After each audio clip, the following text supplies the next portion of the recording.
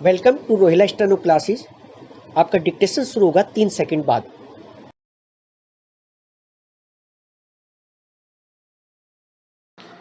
Start.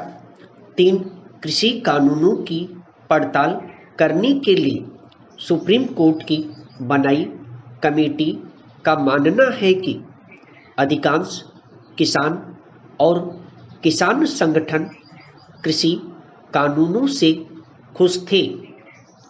Committee ने कृषि कानूनों का बारीकी से अध्ययन कर अपनी सीलबंद रिपोर्ट सुप्रीम कोर्ट को सौंपी थी। सवाल उठता है कि अगर अधिकांश किसान कृषि कानूनों के पक्ष में थे तो देश को इतने बड़े किसान आंदोलन का सामना क्यों करना पड़ा? क्यों सरकार को आखिरकार इन कानूनों को वापस लेना पड़ा? सरकार आंदोलनकारी किसान संगठनों को कानून के बारे में समझा क्यों नहीं पाई? सब जानते हैं कि हमारा देश आज भी कृषि प्रधान देश है। किसानों के फायदे के लिए लाई गई कानूनों को लेकर आखिर इतना बवाल क्यों मचा?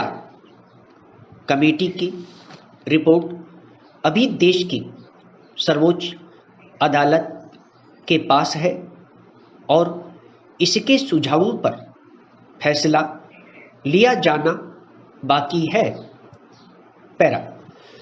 प्रधानमंत्री ने कृषि कानूनों को वापस लेने का फैसला किया तो उसके बाद सरकार और आंदोलनकारी किसान संगठनों के बीच बातचीत में कुछ मुद्दों पर सहमति भी बनी थी। इस बात को लेकर 3 महीने हो चुके हैं। 5 राज्यों के चुनाव भी खत्म हो चुके हैं। इन राज्यों के किसान अपने अपने राज्यों में नई सरकारें भी चुन चुके हैं।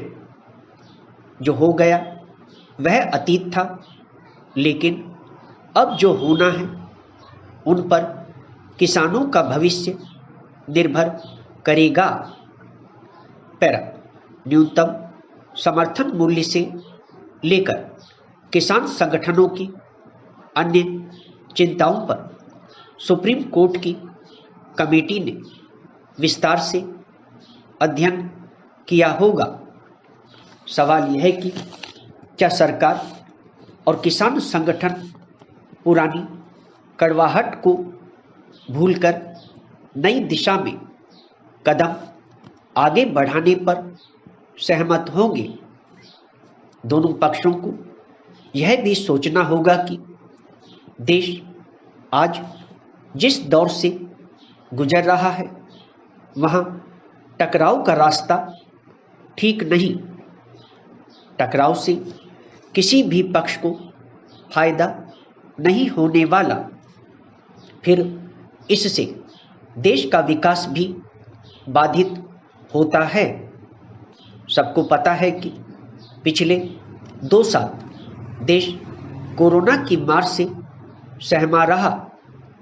अब भी इसका प्रभाव है। इस बीच रूस और यूक्रेन युद्ध आर्थिक परेशानियों को बढ़ा रहा है। यह बात माननी होगी कि रूस पर लगे आर्थिक प्रतिबंध का असर हम पर भी पड़े बिना नहीं रहेगा। पिछले 25 दिनों से चल रहा यह युद्ध किस करवट बैठेगा कोई नहीं जानता। पैरा।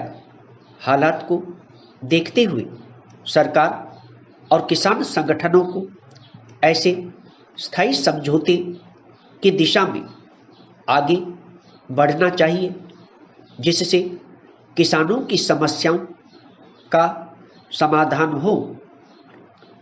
इसमें सवाल किसी की जीत या हार का नहीं है। सवाल सिर्फ और सिर्फ किसानों की खुशहाली का है। किसान खुशहाल होंगे तो देश भी खुशहाल होगा।